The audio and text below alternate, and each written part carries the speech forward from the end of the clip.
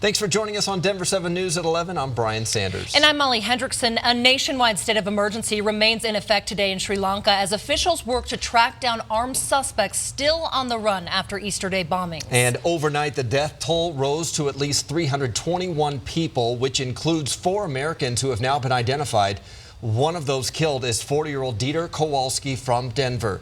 He was in Sri Lanka on a business trip, staying at one of the hotels attacked. ABC's Marcy Gonzalez is following the latest as memorial services for those victims begin.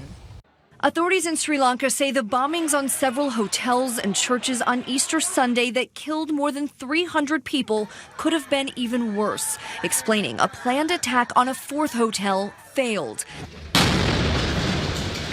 And after another blast yesterday, a tense search underway today for suspects police believe are armed with even more explosives.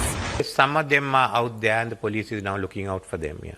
At least 40 people have already been arrested in connection with the attacks, and we're now seeing security footage showing a man believed to be one of the suicide bombers approaching St. Sebastian Church. He winds his way past worshipers as they pray. Minutes later, the blast blowing the roof off of that church.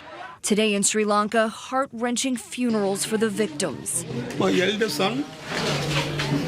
Among the dead, at least 4 Americans and at least 45 children, including 11-year-old Kieran Shafritz de Soysa from Washington, D.C. They do not know what they took from the world.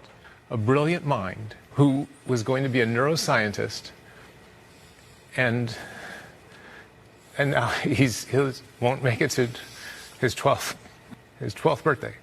And ISIS has claimed responsibility for the attacks, which local authorities say may have been retaliation for the mosque attacks in New Zealand.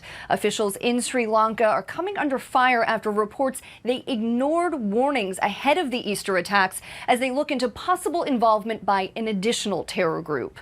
Marcy Gonzalez, ABC News, New York. Absolutely heartbreaking there.